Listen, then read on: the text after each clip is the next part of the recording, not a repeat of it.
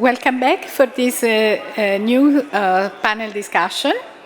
Aging and Technology Policies, the Emergence of a Universal Human Rights Framework for Older Persons, moderated by Francis West, founder of Francis West Company. Thank you. Good afternoon. Thank you for coming to our session. I know it's 2:30 or 2:45, and it's mid-afternoon, second day. You might get a little tired, but I can assure you it's going to be an exciting discussion here.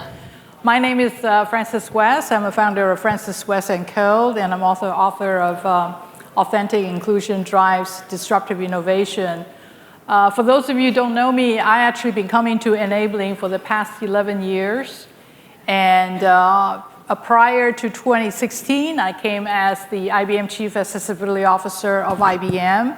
And post-2016, I came as a person, a technologist who really believed that accessibility is the way of expressing or having technology be expressed as a human-first thinking and also actioning. So, if you look around this world today, it's actually quite divisive. We internationally, of course, what happened on Saturday in Israel and what's happening in our own country here shows that there's a lot of a divide. And many of us, of course, in the disability world know that in the past 5 or 6, 7 years, there actually was a great movement of, for example, DEI. But then at the same time, it seems like the DEI is having a backward moment. You know, there's a lot of anti-woke discussions and all that. So it actually made me think a lot because my work at IBM was actually based in IBM research, and we always look beyond the horizon and to think about what the technology impact of humanity. And so it's not an accident that we actually started the accessibility journey almost 20 years ago, formulating, you know, the kind of a thinking. And what we come to realize is that, you know, despite all this division, also to some extent labeling. So, for example, I'm an Asian, and ambassadors, I guess, Latino, and then, you know, white European, I guess, and so on and so forth. But there are actually two things that cut across, you know, all quote-unquote labels that bring us together as a common ground, and that is age and ability.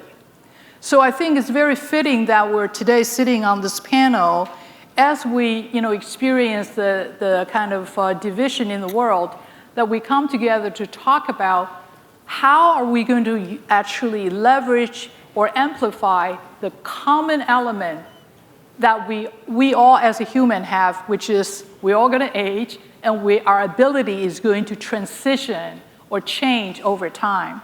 So today we have a great panel to talk about this topic of aging and technology from different perspectives. And I will make one more comment, is that for those of you who are big business, you know, especially tech business, historically, a lot of the big business don't get involved in advocacy work, right? I mean, business is business, nonprofit, they do their thing. And, but what I learned in my 20-year journey is that accessibility, just like poverty or education, these are big societal problems. And that it's not something you can just calculate your way out of it, even if you have quantum technology or blockchain. It's one of those situations where you actually need human insight. So we need to count down people like the nonprofit and organization, for example, like United Nations, to really help us to think about how do we create a framework that can be adopted and replicated and scaled. And that's why actually we got involved in the CRPD in 2005, the UN Convention on the Rights of People with Disability. And I'm going to ask, you know, Ambassador Gales to be the first kind of panelist to share, for example, the journey of CRPD, and then now he's involved in the Human Rights Treaty for the older persons. Then I'm going to ask Bianca Prince, a good friend of mine from ING. For those of you who don't know, ING is one of the biggest financial services company in Netherlands and in UK, in Europe and in the world too, and she's the head of the accessibility. After that, since we're talking about aging, Michael Phillip, and I've been actually partnering in certain extent for the past few years. He's from AARP. How many of you are AARP members or eligible for membership but haven't signed up yet? This is your audience right here. So Michael is responsible for digital technology strategy at the AARP corporate level. And then we're going to have Gary Aucent, and he's the director of digital accessibility consulting at Perkins Access, and he came with a UX background. Last but not the least, Daniel Franks, MSCS, MBA, CPWA, and IAAP Global Leadership Council. He actually is an expert or professional in the financial services sector, but has dedicated his a journey, a professional journey in understanding not just the application of the accessibility, but some of the mentality or attitudinal aspect, and I've done a lot of research. So you're going to hear from his perspective how we think about aging and also digital inclusion. So with that, I'm going to ask the audience to really give your own introduction and maybe comment on your work today and how it's relevant to this topic of aging and also digital inclusion. Ambassador, please. Thank you very much, Frances. It's a pleasure and an honor to be here. I'm also the chair of the board of trustees of G3ICT. Like Frances said, we created this with Axel. We were the founders since 2006 when the CRPD was being approved. And the CRPD is a paradigm shift from a medical model to a social human rights model that protects the rights of 1.3 billion persons with disabilities. When we were negotiating the CRPD, we included an article on accessibility, and with a lot of foresight from the negotiators that included technology. Technology has made an extraordinary change and is making a daily change in the lives of society. You're either born with a disability or you acquire a disability during your life by many circumstances, by accidents, by sickness, by war. But certainly when you age, you will have the possibility of having a very high possibility, because all of those past 65, like I am, will probably have an 85% possibility of having a disability. The paradigm shift we are living in is that we are 1 billion people who are beyond 65 years old.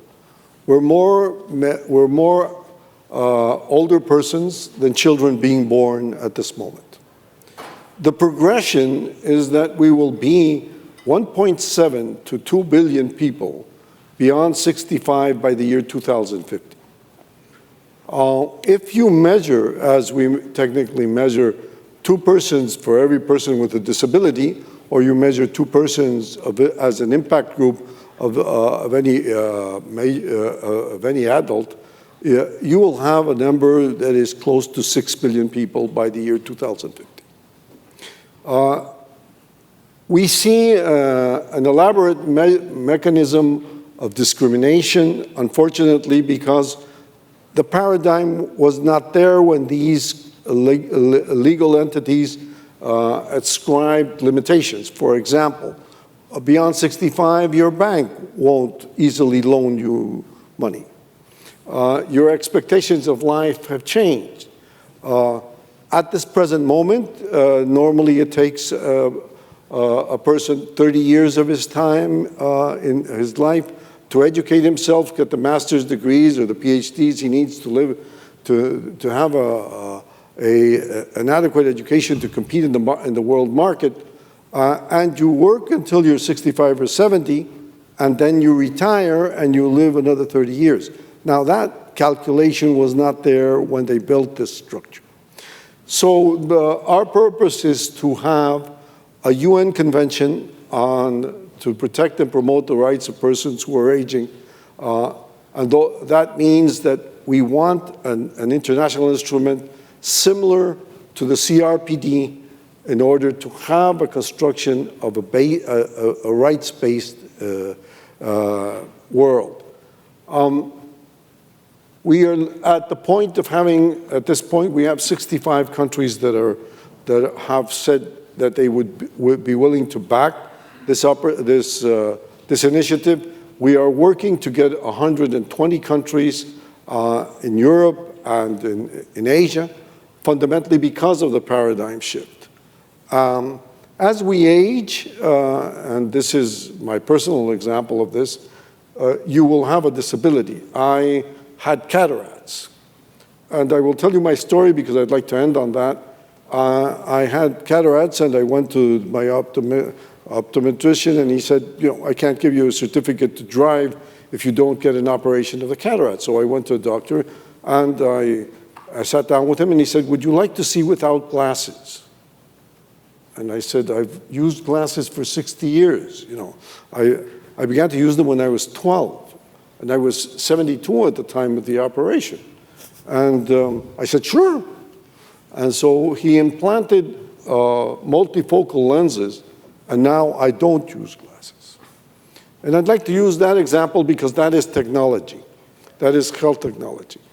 But when we talk about digital technology accessibility, we have the same problems in that group of aging persons that we have in the general accessibility realm. And technology has to be able to help them and to better their lives and capacity of working. I'll stop there because I think that is my elevator speech on the issue of inviting all of you, because each one of you will age. That is, if you're lucky enough, you will age with dignity. And this is about dignity. What we're trying to do is end our lives with dignity. Thank you very much. Well, like I always say, this is really not about them, it's about us, right? Yeah. I mean, we're actually being very selfish here working on some of these issues. So Bianca, Ambassador, actually used banking as an example, and as the head of the accessibility for ING, could you share your perspective on how you look at this, this challenge and also the opportunity that lies ahead of us? Yes, I can, Francis, and thank you for having me. And it was a long elevator ride with you, Ambassador, but it's a nice one. I'm trying to keep it a bit shorter. Recently, the Dutch Authority for Financial Markets published a report that 2.6 million people in the Netherlands actually experience barriers in digital banking. And given the fact that during COVID, a lot of the banks actually closed their branches, more and more people are driven to digital banking services. This includes the elderly. And one of the things that's often forgotten, which I find out, is that actually the elderly are a hugely important target group for banks, because it's the people who started their bank account when they started their careers and they saved money upon, and they're highly valuable for the bank. So we want to keep these. We want to keep this group within our banking system because they have money which we can loan to businesses to grow. So from that perspective, it's a very simple economic story. When it comes to accessibility, elderly benefit highly from accessibility. It's the simple things from easy navigation to making the ability for Zoom opportunity, read out loud software. It's been used more and more. And I think what's often forgotten that when we talk about accessibility, we are talking about helping people, supporting people, and providing people to welcome people with a disability. When it comes to elderly in banking, we often see that people experience digital illiteracy or limited digital skills. This group really requires a different approach. And that's why I'm really happy to be on this panel, because based on my experience and the things I saw in this report, which was sent out by the Authority for Financial Markets, they combined disability and digital illiteracy, which led to a lot of confusion. And I am actually proposing to divide these in a concept which is called Access To. And Access To is really about digital literacy and helping people by guiding them through the system to be able to bank in a secure and safe way, but also make sure that people understand what they are doing. And that's why I'm really happy to be on this panel. Thank you. Okay, well, thank you very much for that. Actually, emphasis of the differences of access to, and then also the digital literacy. Michael, I know, I mean, AARP, the biggest, 30 million members? 34. Yeah, 34 million, growing every day. I know in the United States, for those of you who don't know, I think every day there are 10,000 people turning age 65 or something like that. So the baby boomer tsunami is definitely in play here. So could you share from your perspective, what you have in terms of experience with your constituency? What is their expectation of digital accessibility? And also for this audience, we have a lot of technologists, and solution providers, and government policymakers. So what will be some of the highlights that you would want to share for us to either think about or take action on? Yeah, and I think there's two big tectonic shifts going on in the world right now. One is this technology revolution, and the other is an aging revolution. I think in a couple of years we're going to hit over 2 billion people globally over the age of 65, which is unprecedented to have that many older adults be such a percentage of the global population. And we've been tracking the digital divide at AARP in this country for a long time. And with COVID and the pandemic and the lockdowns, it was a significant inflection point. And today, at least here in the United States, with adults over 50, the numbers are almost the same for online access as younger adults. 90% have a mobile device. 98% have some device that gets on the internet. But when we look a little bit deeper, we see that the usage is not always the same. And we hear people say, 68% of AARP members say they don't feel like the technology is designed for them. And when we ask about that, it's the whole end-to-end user experience, where to go for help, what about my specific situations, my abilities, how do I connect?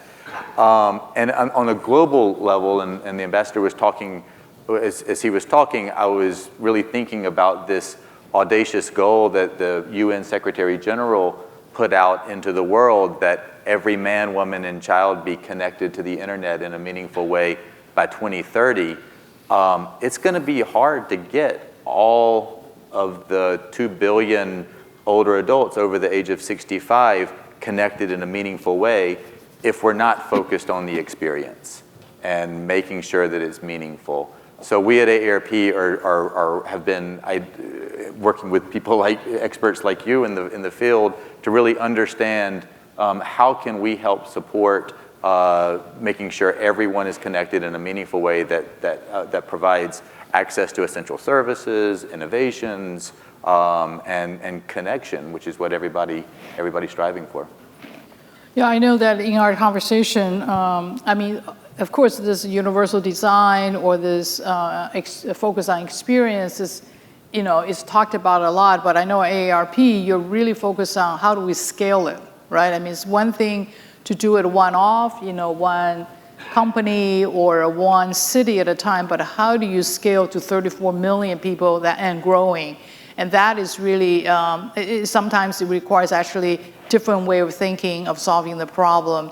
And since we're on the topic of universal design, my next panelist, Gary from Perkins School, and I know that you actually you were the designer first person, and then kind of moved into accessibility. So would love to hear from you in your journey of a transition from actually a UX, kind of a more of a generic UX experience over to the digital accessibility space. Yeah, so as many of us on the stage here come from a financial services background, and that's where my career started in financial services at a company called Fidelity Investments.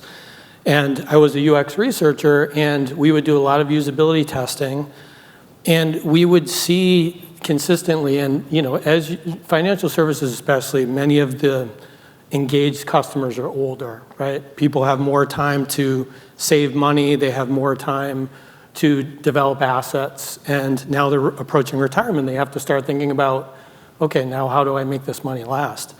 So in the usability lab, we would constantly see what we would call quote unquote accessibility issues. Low color contrast text, people having difficulty, just really like navigating, with a mouse and clicking like small click targets. And, that was my background of just thinking about like accessibility really is like part of user experience. If you think of user experience as a pyramid, accessibility is at the bottom, right? The first thing you have to do is be able to access a product, right? Now, once you access the product, that doesn't necessarily mean that you can use it. It doesn't mean that it's useful. It certainly doesn't mean that it might be enjoyable or satisfying. So accessibility, if you think of accessibility as sort of the basis of that pyramid, we have to start thinking about, well, how do we like move, the needle to making experiences better for everybody?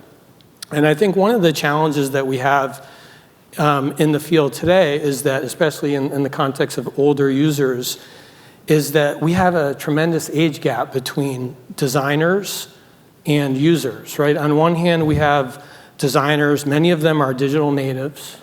I think the average age of an IT worker is like late 30s, early 40s. And all designers have subconscious bias, right? They're really designing for themselves. They don't realize that they're doing that, but they are. They all have their own, abilities and experiences and context. And so unless companies are really being intentional about their processes and how they create experiences, they're going to continue to build products that don't work for the end users. As you mentioned, that many older people are engaged now, but they feel like there's inertia there, right? They try to use a product and it doesn't work, and they very quickly give up. And a lot of those things are accessibility issues, but they're also user experience and usability issues. And so I think we really need to start thinking more about, and not just about the products. Are the products accessible? Do they meet WCAG? But also about how are we building these products? What is the process to getting to that? And we need to include more people with disabilities in the process, more people, aging individuals in usability testing, and also including people who are older and have disabilities in the product design process itself, as employees, as people in those product teams. And so we really need to start thinking about that and kind of looking forward and thinking about how we're building things and not just what we're building. I want to share that Fidelity is the IBM pension administrator. So I use their screen every single day and trying to check on my net worth and how's see that where working for you? Is that where it's going. and I will also say that when I retire from IBM, there are other financial institutions, not that I have a lot of net worth, but they're calling on to want me to switch over. And the user experience actually of Fidelity, the mobile apps, was one thing that kept me staying, because I didn't want to, it was actually quite intuitive, and I didn't want to move because of that reason, because I'm used to that experience. Well, you just mentioned that a lot of the designers actually are Gen Z, or not Gen Z, maybe Millennial and Gen Y. We are in a very, very interesting time. This is the first time in history we actually have 5-generation people in the workforce. We have what they call the traditionalists, which are, for example, our President Biden has belonged to that group. And then you have the baby boomers, you have the Gen Xers, you have the millennials, and then you have the Gen Zers, right? So when you have that intergenerational workforce, and then a different designer cut across a different kind of experience and base, it's going to, without some kind of intentional guidance or purpose, we could go just a little wild. So with that, I'm going to pass on to Dan, and because you actually, in addition to your your professional work, you actually have academic research background. And I would love to hear from you in terms of your perspective on your practical day-to-day day job. And then also maybe you give us some contextual insight based on some of the research that you have done.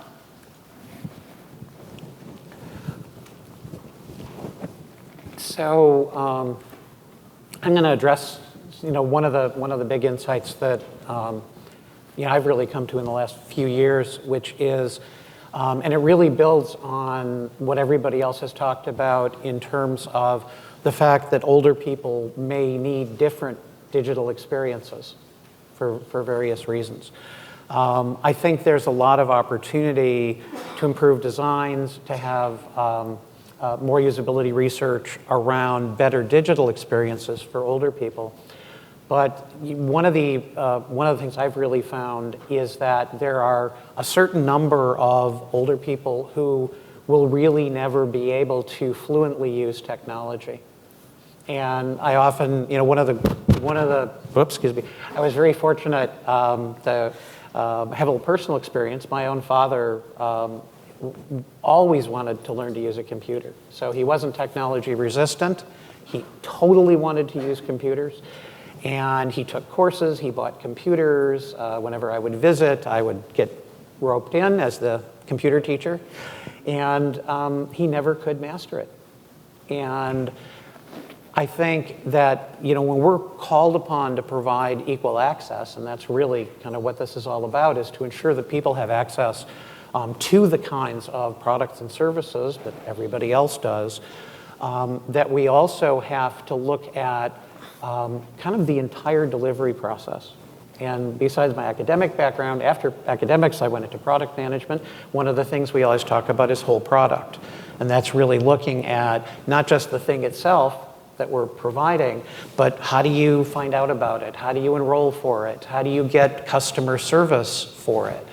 And those processes, we have to look at those both in terms of having better digital processes and more usable digital processes for all kinds of user communities, but also when do we have to provide out-of-band kinds of processes of the old-fashioned kind, like mail or telephone or personal service, because those are also going to be important. Those are important from a disability standpoint because we may need them to provide reasonable accommodations that you cannot provide otherwise, right? But also because for an older population, it may be the only way that they can really acquire and get service on products. Yeah. I remember when we worked on trying to systematize a model to say, okay, what does accessibility mean at the different phases? And one of our researchers put out this beautiful model, a very simple model to say, there is the compliance, which is at the base level, and the next level is usability, right? Just because you're compliant doesn't mean they're usable. But just because it's usable doesn't mean that you have a delightful experience. So the third level experience. But the fourth level, the ultimate level, is what we call the whole life, which is really the contextual level, if you think about it, right? So what you just shared is like, going back to Bianca's point of, there is access to, and then there is understanding of the digital literacy, but then you also have to surround it with all the contextual empathy in this case, so that to give a different alternatives, based on the personal preference. So, Ambassador, I'm going to come back to you. So, to what extent is the, I know that you, for example, with this aging initiative, that you're actually very involved with an organization like the UNITAR, the United Nations Institute for Training and Research. To what extent do you feel like, why UNITAR, for example, and how important it is, in your view, of the training and then also the digital kind of a knowledge transfer occurs in this context? Yeah, thank you. I have to confess that I'm also the president of the board of UNITAR. So UNITAR is the United Nations Agency for training and research.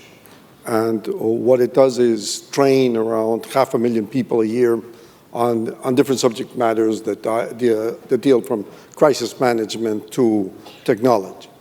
I think that it's a joint effort. The High Commissioner for Human Rights on the 1st of October just mentioned that the need for these countries to get together and negotiate a treaty that would guarantee the rights of persons who are aging. I'm going to put a couple of examples of that because I think that I began my journey into this subject matter because first I'm aging, so I'm extremely interested in this. It's not only the usability that you have in these modern apparatus that you carry in your hand, which is not only a phone, but a computer, a communicator, your banking system, and so on. I travel a lot, and some of the times I run into problems because of non-harmonization of technologies. So when I go to a country that you can only pay with your phone and with an account in that country, you have a problem. But I'll tell you two of my examples which I normally try to transpose, and one of them has to do with banking because I was working in Spain when a gentleman went to an ATM machine and couldn't get his money from his retirement fund. And he created a movement, and you need 800,000 signatures for Parliament in Spain to change legislation. And I was very impressed because he was very forcible, and he couldn't get his money, and there were a lot of people in that situation. There's a tendency of aging in Europe, very, very, very, very important. And I was having dinner with a young group of people in Madrid, and one of them said, "I signed the petition this morning." And I said, I was curious, and I said, "Why did you sign the petition for older people to get access to banks?" He said, "If my father can't get his money from the ATM machine, it becomes my problem." It is. So they did that, and they had it. My second example of technology is that, you're not limited to apparatus and banks and this type of thing. I was marveled by an example I had in Beijing the other day. They showed me a startup which has an extraordinary capability of having individual autonomy, living in your own space, in your own home, and adapting your home to an extended technology. Technology linked with medical care. You have your own nurse, you have your own doctor.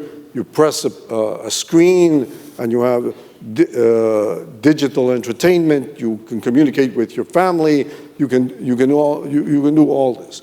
As you know, China has an extraordinary problem with population because they had a one-child policy for many years, and then you have an extended problem because you have one child in charge of two adults who are his parents and his two grandparents on one side and two grandparents. That's not a possibility.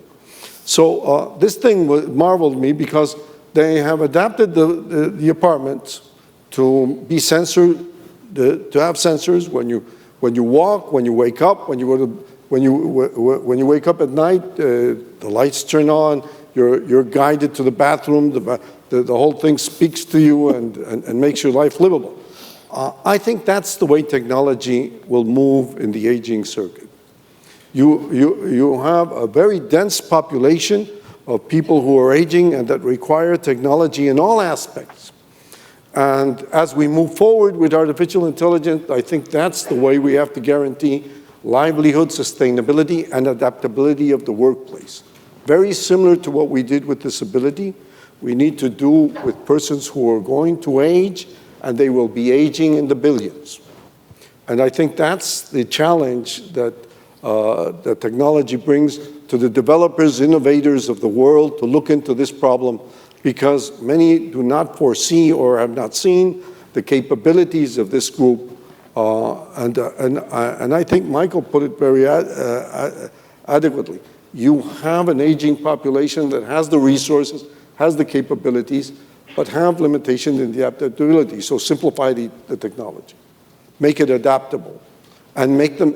And these people will be working until the 80s or 90s, and that is what we are seeing in the political sphere in the United States and others. So I invite you to think about that possibility and the convention will try to guarantee that possibility. So I'm going to actually ask a very fundamental question. Here we are, we're talking about aging and technology. And so we made a fundamental assumption that the older people want to learn technology. So I'm going to put it on the table, and especially start with Michael. I mean, does the research prove that they want to learn technology? And also, is there a difference between, for example, Europe or United States? Are there any global indicator actually point to the contrary? So that we actually have to be mindful? Yeah, that's a great question. And in developing nations, and of course including the United States, there's a lot of data that says older adults want to use technology at the same rates as younger adults. They want to adopt new technology. They want to be part of the innovations. They want to learn new things. And I think that's another big difference between older users and younger users. Older users feel like they're learning a new skill when they start online banking or start ordering dog food online or something, and they want to share that skill. And there's a lot of evidence we have, and I don't have the figures on the top of my head, about how people want to learn. People want to be taught. They don't care if it's by a bot or a family member or a class. They want structured learning so that they can learn these skills and continue to do it. I think younger adults often are a lot more comfortable with just downloading an app, try it, trial and error, and then discarding it if it's not a good fit. And I think that's a really good fit. I think the interesting thing is what we hear over and over from co-design sessions and feedback sessions and surveys we're doing is that in order to adopt the services that are out there, older adults, more than younger adults, are looking for somebody to ask questions to. And the data even says, it's okay if it's a bot, if they can answer my questions. It's okay if it's not a live person at a toll-free number. But that's a big, I know David was talking about the end-to-end experience and having to have that seamless experience. It's where to go for help, because people who may not have grown up with the technology in their pocket as they were in their formative years just come to the technology and adopt it differently. The number one thing we tell companies that we work with is co-design sessions and feedback sessions. That's not revolutionary. It's everybody in this community I know has been talking about that for many, many decades. So I think that's an important one. I do want to point one thing, Francis. You put it so adeptly in your book that you wrote that it's a mindset shift at the top. And we can talk a lot about how developers and product teams and marketers and trainers can help support inclusion and accessibility, but it has to come from a mindset at the top and be part of business objectives for it to be effective. And thank you for pointing that out. Well, thank you for that reference, because to me, like I said, I'm not I always say I'm an accidental accessibility person. I was doing business, sales and marketing in I guess you can call it mainstream business for 25 years. And then I had an opportunity to go into IBM, research to head up the Accessibility Center. At that time, I actually didn't even know what accessibility was. I thought I joined Availability Center. And so I had to learn everything. And but the couple things that I learned was that, number one, like I mentioned, intuitively I knew that because I didn't know anything, I need the expert. So I actually reach out and work with advocacy groups like American Foundation of the Blind, American Association of People with Disability. This is about 20 years ago. Back then, business and advocacy group don't quite work together. But I'm so glad I kind of follow my instincts, because I gained a lot of insight from there. And the second thing was, I just kept looking at this. I said, this is an opportunity area. This is a market expansion area. This is a talent acquisition, all the wisdom. I remember the first briefing we did was with NASA, and NASA actually even 20 years ago was beginning to worry about the engineers, because think about it, this is mission critical. This is like failure is no option. it's not like today's model is like fail fast, fail quick, and fail fast, or fail early or something. Throw it out to the customer, let them tell you what's wrong with it. You don't do that with NASA projects, right? So it's, what I learned is that there is actually a statistic. We think about seniors and we always think about healthcare, very sad topics. There is a statistics that senior joy, okay? Senior joy, for example, traveling, joy-related activities, it will hit $77 trillion versus the $33 trillion that Gen Z will bring. Remember the Kardashian cosmetics and all that, lipsticks, only add up to be 33 trillion, but the senior joy could be 77 trillion. So immense amount of business opportunities. So to what extent, I'm going to actually have the opportunity to ask, we have 3 bankers in a way, well, former banker, and Gary, you're now with Perkins, and in your work, does your bank or does the institution or the private sector, are they beginning to have that awareness? And if yes, what else can we do to amplify that? If no, what can we as a group, do to help to enlighten the senior executives in this area? Yeah, excuse me, sorry. I do think that companies are starting to see the business behind, the purchasing power of individuals who are older. I think certain industries are much more focused on it, right? Healthcare, financial services. And so they are starting to see it. I think where it's become challenging is that it's the how. It's like, what do we do? Like, we have a lot of clients that come to us that say, we want to do the right thing, right? We're not just going for compliance. We're trying to, create an optimal user experience for our customers. But how do we do it? Like, what do we do? And it just, we go back to thinking about WCAG, right? Like, how long have we been talking? We all know the solutions to sort of making a website accessible, right? They've been there for a while. But yet 98% of the home pages on the web have accessibility issues, right? So it's really getting to how do we do this? And I think, particularly with private companies, we really need to take, I think, some, feedback from what has happened in the public sector. Right, so there's policies, right? There's procurement section 508. There's procurement policies. We did some testing at Perkins on voting systems, right? And voting systems are mandated by the Help America Vote Act to meet certain requirements, including making sure that those systems are tested with individuals who have disabilities. We need to have private companies really look at their policies and say, you know what? We're going to make sure that every new product that we're creating, every time we're adding new features to our product, to go through usability testing and to include people and users in that process.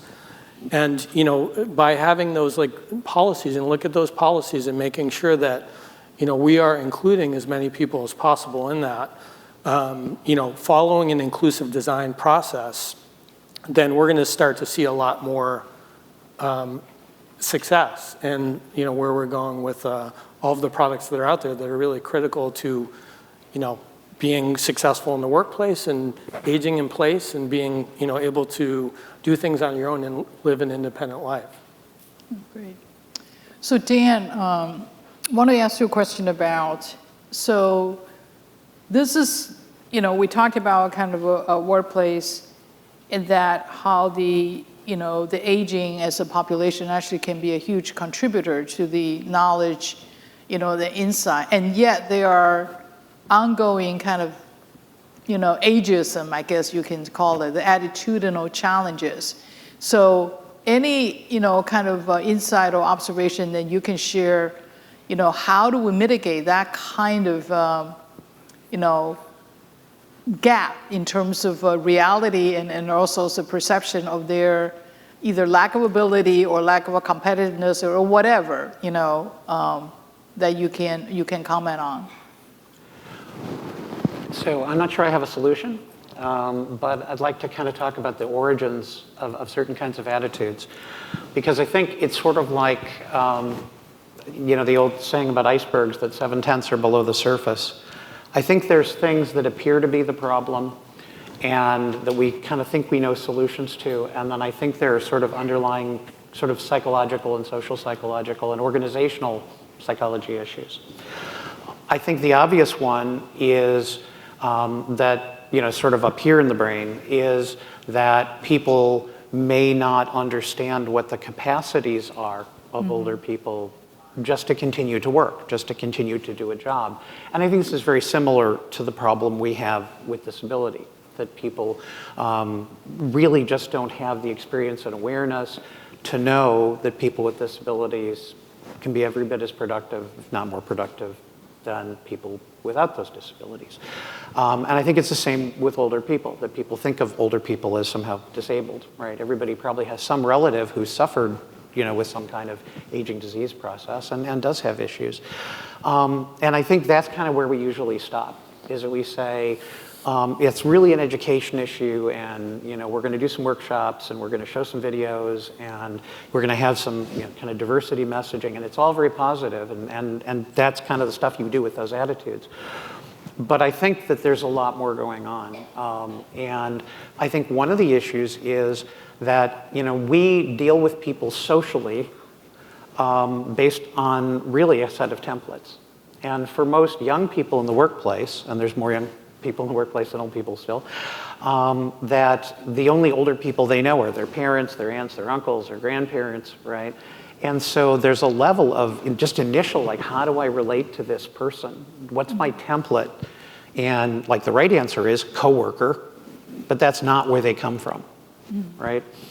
And to make it worse, in a sense, really the mainstream culture is heavily based on a lot of things that only really young people do and enjoy, like TikTok, right? So did you see that latest TikTok video? Well, that's not going to be a water cooler conversation with me, for example, right?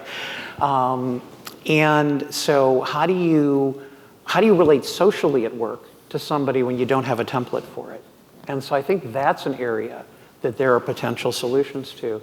And I'd just like to raise one more, and that is the idea that old people are not innovative. And one of the things I did in my career was work in Silicon Valley for a while. And it's interesting, there's sort of a culture in Silicon Valley that innovation really is like starting with a blank slate. All innovation starts with throwing away all the old rules, throwing away all the old experience, and just doing something totally new. And I always know that we're about to have a crash at the end of a bubble when people start writing in the press that none of the old rules apply. Every single time. Had it before the financial crisis in 2008, right? None of the old rules apply, right? We can keep securitizing bad debt and it'll be like safe, right? And so the fact is the old rules apply to a great extent. And also innovation is synthetic. One of the examples I like to use is the web browser. Just, as it was invented, the web browser had not one new piece of technology in it. Every single piece of technology in the web browser, some of it had been around for 20 or 30 years, if not more. But what somebody did was they synthesized existing technologies at the right moment when they had the right critical mass of technologies and came up with something that revolutionized our society, right? What older people have is we, and I guess I have to include myself, we come with all of this experience in so many different areas and over such a long period of time that we don't have to invent something completely from scratch, because that's almost impossible. Nobody, no technology is ever invented completely from scratch. And yet there really is a social attitude that, and I've had recruiters tell me this, oh, you're like, this startup would never hire you, you're stale, right? Because people have this attitude that innovation starts with a blank slate. And I think if people came to see innovation in a different way, they would see the contribution that older people can make to innovation. Right. I mean, I actually, one of the MIT professors talked about innovation, and he actually have, the net of saying is basically, actually the less resources you have, the more innovative you have, the more innovative you can be. And there is also a Chinese saying, when you are poor, you have to change. When you're really poor, you have to transform. So I can relate to that to some degree. As we get older, your energy is less, your cognitive capability less. You actually become very good in picking and choosing what you want to do, and then you know what you're going to be good at. So that kind of a instinctual prioritization, maybe it's a human evolution kind of way of keeping you relevant to great extent. But I love your comment about that social interaction. It's so important as part of, as we think about digital inclusion, it's not just the task itself, but what this experience and what the relatedness, to the family, to what we value the most.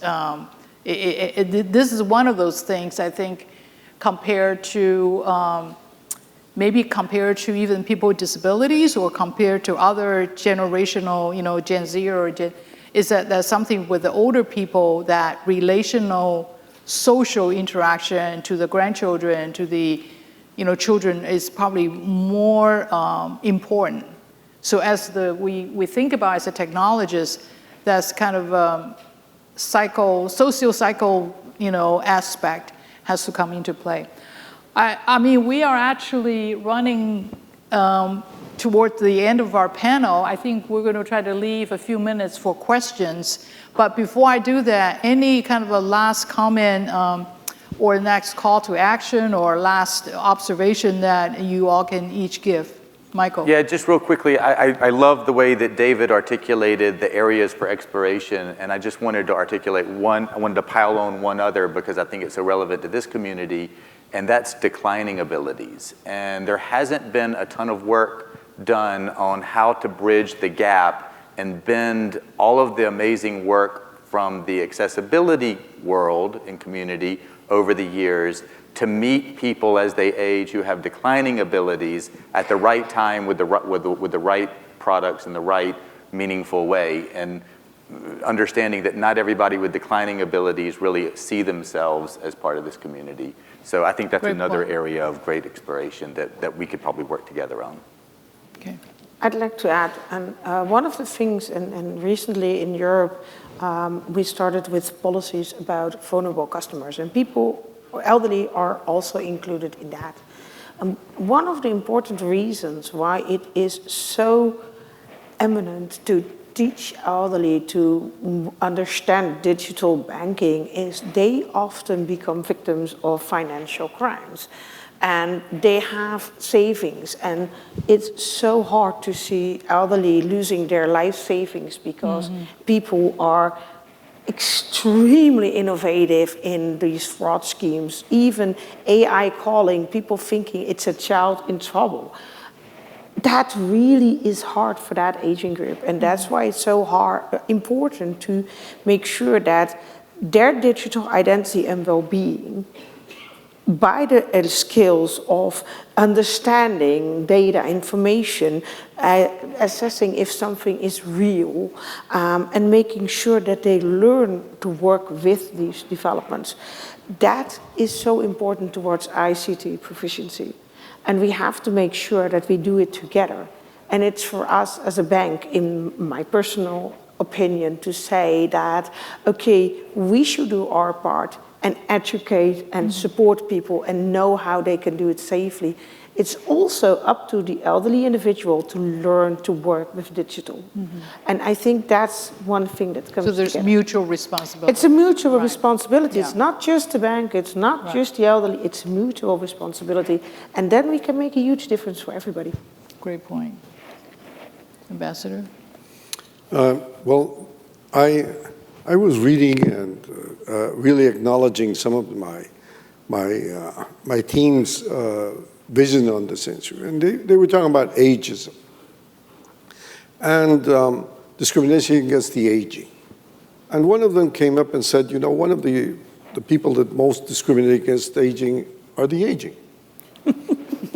And the comment was very appropriate because he said, most people who forget things look at it and said, well, I'm forgetting because I'm having a senior moment or because I'm aging, I'm forgetting things. And one of my vice presidents, Sylvia Nader, came up with and said, that's not exactly true.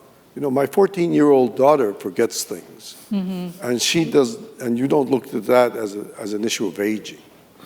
I think we have to learn our capacities and our limitations and look into this. And this is an extraordinary time in humanity. This is an extraordinary use of technology can better the lives of all of us. It's doing this. What we have to do is humanize it and really put the standards of human evolution into this magnificent set of technologies to make life better for people who are aging, who are being born, or whoever they are. And those are standards that this group can do if they have the capability of humanizing the technology. Dan or Gary? I don't think I have much to add. I probably occupied a lot of the time here, so I will yield my, Okay. time. Okay, to great. Gary? I would just say quickly, it's time for us to stop thinking of accessibility as like its own separate thing that we do for people with disabilities, right? Thank you. There's a continuum, right? It's you don't have a disability or not have a disability. You have various levels of ability.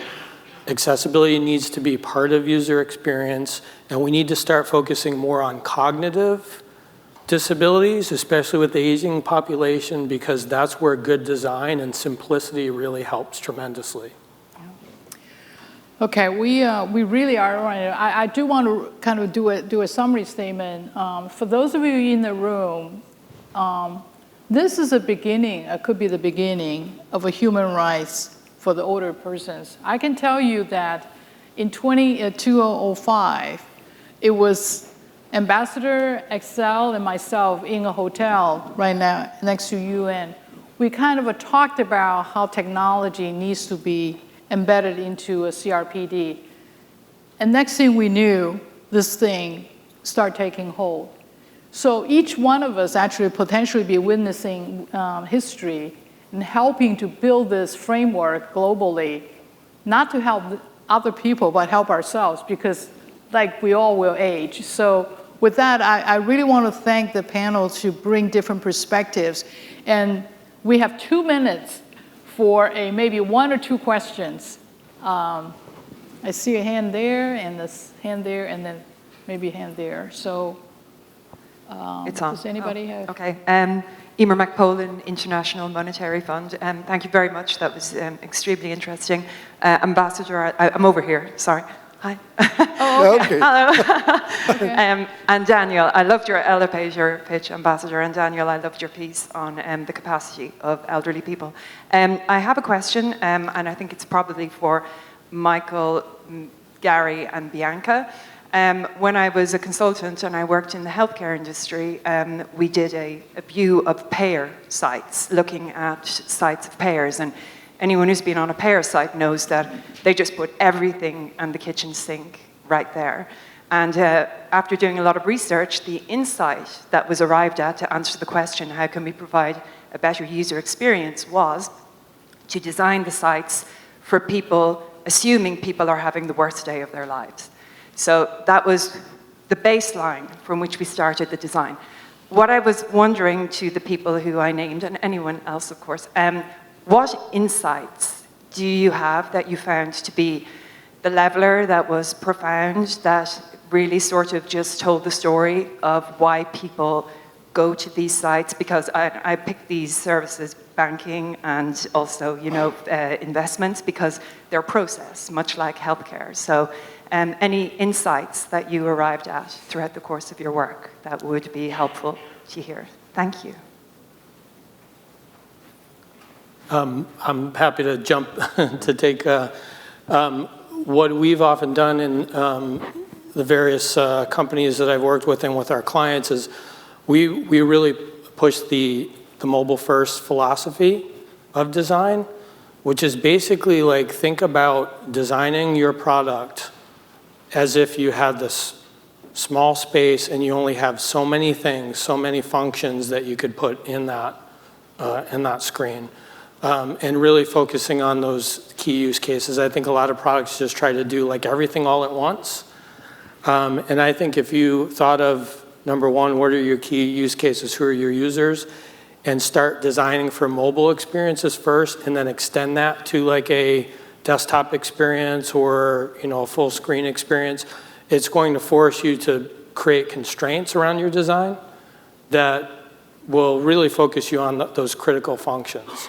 So that's one strategy that we've taken with our clients. I'm sorry, did you want to? I'd like to add one. One of the things key, and that's an extension to the digital use of banking, is in the app you want to have the essential information. You don't need all the clutter. And I think in essence, when it comes to my experience as somebody with low vision using a zoom option, it's equally to a person with reducing cognitive abilities, that it's the essential information which is shown. And I think that is key in any design. And we can surely use that approach when it comes to web design, because in a lot of cases, there's information overload. And as well, people with low vision, as well, people with limited cognitive abilities don't need all the clutter. So leave out all the junk is my personal advice. If I could just share a really brief insight from my time in product management. A lot of our focus is always on sort of, we come up with something and then maybe we do usability testing to see whether our idea was good, right? I recommend starting with ethnographic research, if at all possible. Going out, watching how people live their lives, how they do their jobs without prejudices, mostly without questions, and just observing. And from there, really developing an insight into what they need before we design what that experience is. I think that would go a long way toward helping, especially in this area. Great. Well, thank you very much. I don't think we have time for any more questions, right, Francesca? Yeah. Okay. Well, we are all going to be around, so if you have other questions, we can take it offline. But thank you very much for coming to our session, and thank you to all these wonderful panelists. Thank you very much to the terrific panelists. We are going to have a break now for half an hour, and then back in this room, we will have the next panel discussion on smart cities for all.